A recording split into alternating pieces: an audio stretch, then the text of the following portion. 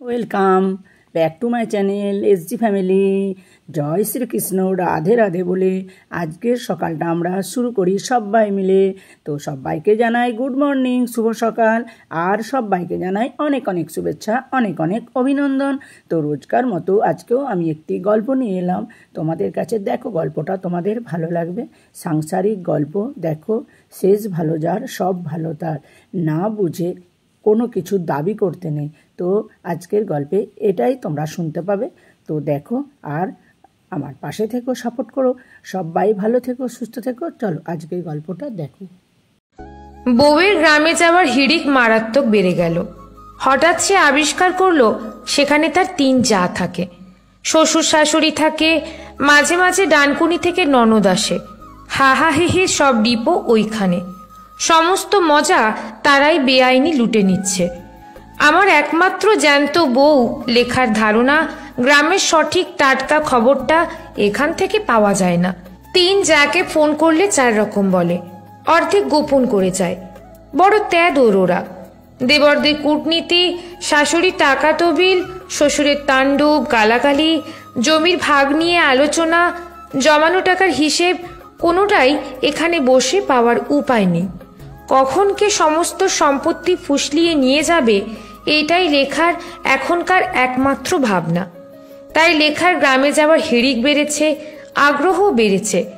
অনিচ্ছা সত্ত্বেও আমাকে লেখার সঙ্গে যেতে হয়। 17 বছরের মেয়ের পড়াশোনা লাটে তুলে যেতে হয়। যাব না বলতে পারি না। সবচেয়ে বড় প্রবলেম, গ্রামে গিয়ে সে যা সত্যি মিথ্যে শোনে তার বিস্তারিত রিপোর্ট আমার কাছে দিনে অন্তত পক্ষে 72 বার দাখিল করে। রাত 3টের সময় বাথরুম থেকে চাঙ্গা হয়ে ফিরে ধাক্কা মেরে ঘুম ভাঙিয়ে জাগিয়ে তুলে আরও একবার পড়ে। ভোর রাতে কলের গান সেই যে শুরু হয় আর থামে না। এই পর্যন্ত ঠিক ছিল, কিন্তু গ্রামে কেন ওসব ঘটছে তার জন্য নাকি আমি দায়ী। আমি কেন ওদের কিছু বলি না, প্রতিবাদ করি না? সব নাকি আমার উদাসীনতা। এরপরেই আমি খারাপ বংশের ছেলে, আমার মা ভালো না, বাপ ভালো না, ভাই ভালো না, বোন ভালো না, বংশের কেউ ভালো না শুনতে হবে। আমি এসব কথার প্রতিবাদ করি না। জানি গৃহিণীর কথা আপোষ করলে অশান্তি হবে। অকারণ ঝামেলা বাড়িয়ে লাভ নেই। এমনিতে লেখা আমার উপর 24 ঘন্টায় খাপ্পা। কেন খাপ্পা জানি না, তবে অল্প বয়সে কেন দাড়ি পেকেছে তার কৈফিয়তে একদিন চেয়েছিল। কত বছর লুকিয়েছি তার হিসেব চাইছিল। সকাল 9টা থেকে 7টা পর্যন্ত বাড়ি থাকি না, তাও শুনতে হবে 24 ঘন্টা চেয়ারে বসে পা দোলাই, নবাবপুত্তুর। এরই মধ্যে বাবা একদিন ফোনে জানালেন গ্রামের জমি জমা, টাকা পয়সা যেখানে যা আছে সব সমান ভাগ করা হবে। আমি যেন মাসের শেষ রবিবার গ্রামের বাড়ি উপস্থিত থাকি। সোর্স মারফত লেখা আগেই খবরটা পেয়েছে। সে এখন অনেক উত্তেজিত। বিষয় সম্পত্তি নিয়ে তার খুবই আগ্রহ। মাঝে মাঝেই আমাকে হুমকি দিচ্ছে ভাইগুলো যেন চালাকি করে বেশি না নেয়, বাবা যেন পক্ষপাতিত্ব না করে, ব্যাংকের সমস্ত পাসবই যেন আপ টু ডেট করিয়ে রাখে, কেউ যেন বাড়িতে গালাগালি না ছোটায়, আমাদের না ঠকায়। বাবা মা ভাই বউদের আগেই জানিয়েছিলাম গ্রামের কোনো কিছুই আমার লাগবে না। ভালো চাকরি করি, প্রচুর মাইনে, ঘরবাড়িও করে ফেলেছি। একটি মাত্র মেয়ে, অত কে খাবে? লেখা যে আমার কথা শুনবে না জানি, আমার প্রতিশ্রুতির কোনো মূল্য রাখবে না তাও জানি। সে A to Z হিসেব বুঝে তবে গ্রাম ছাড়বে। প্রয়োজনে বাবা মাকে অপমান করতেও পিছুপা হবে না, দুবার ভাববেও না। বাবা সমস্ত আয়োজন করেই রেখেছিলেন, কাকে কি দেবেন থবেন তাও তার ডায়েরিতে লিখে রেখেছিলেন। তবে আশ্চর্যজনকভাবে আমাকে 1 বিঘা জমি বেশি দেওয়া হয়েছে, আর আমার মেয়ের নামে অন্তত লাখখানি টাকা এক্সট্রা দেওয়া হয়েছে। আমি যখন জিজ্ঞেস করলাম কেন আমায় 1 বিঘা জমি বেশি দেওয়া হচ্ছে, উত্তরে বাবা হেসে বললেন, তুমি বংশের বড় ছেলে, পরিশ্রম করেছো বেশি, তাই তোমায় বেশি দিলাম। আর 1 লক্ষ টাকা যেটা তোমার মেয়েকে দিলাম সেটা আমার কাছে পার্সোনালি জমানো ছিল। সকলেই জানতো টাকাটা আমি রিয়াকে দেব। ও বংশের বড়, আমার খুব আদরের। ওর মুখটা না দেখলে যে আমি থাকতে পারি না বাবা। লেখার মুখের দিকে তাকিয়ে দেখলাম লেখা খুব খুশি, বিশেষ করে মেয়ের জন্য 1 লক্ষ টাকা নগদ, যেটা ওর কাছে আনএক্সপেক্টেড। অভাবনীয় ছিল। লেখার কৌতূহল কিছুতেই মেটে না। হঠাৎ আজ সকালে লেখা আমায় ফট করে জিজ্ঞেস করে বসলো, কেন আমাদের 1 বিঘা জমি বেশি দেওয়া হয়েছে? তুমি কিছু জানো? গোপনে আরো অনেক জমি রয়েছে কিনা? বুড়ো যা ধুরন্ধর সব করতে পারে। ইঙ্গিতটা খুব খারাপ। সকলের থেকে আমায় 1 বিঘা জমি বেশি দিয়েছেন বাবা। শুধু তাই নয়, মেয়েকে 1 লক্ষ টাকা এক্সট্রা দিয়েছে। তারপরেও এরকম কুরুচিপূর্ণ ইঙ্গিত আমার হিতাহিত জ্ঞান শূন্য করে তুলল। লেখাকে কোনো দিন কিছু বলি না, প্রতিবাদও করি না ওর কথায়।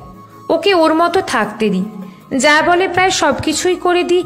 কিন্তু আজ হঠাৎ বাবার প্রতি এরকম মনোভাব গায়ে একেবারে আগুন ঢেলে দিল।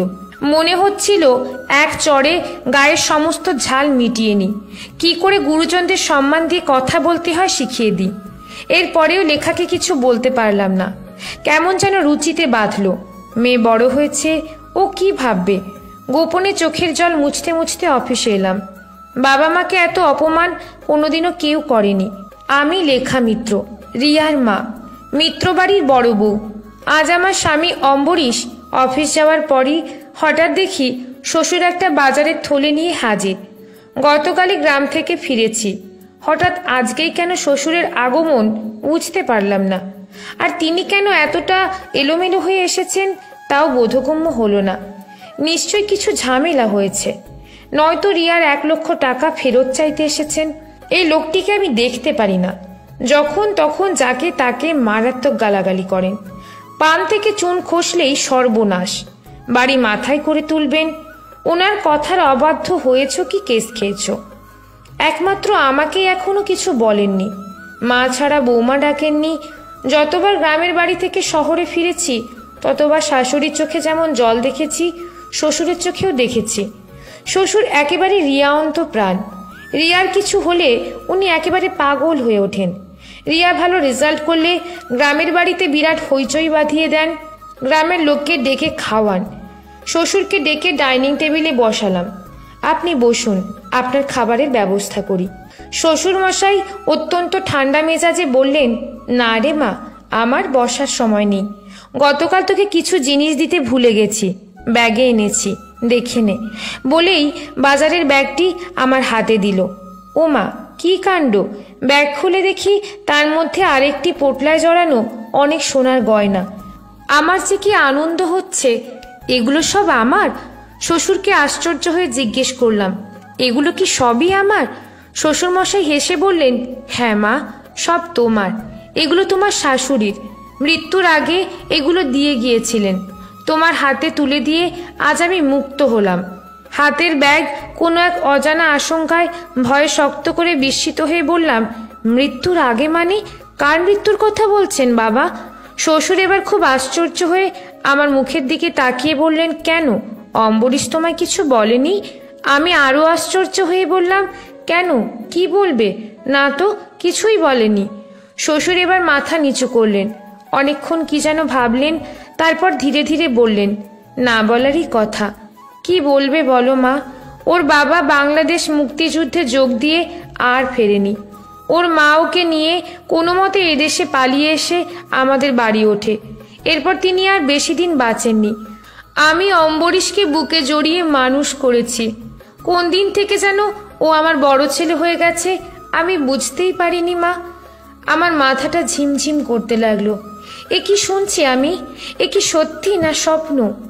এতদিন হয়ে গেল সংসার করছি, কেউ একবারের জন্য আমায় বলেনি।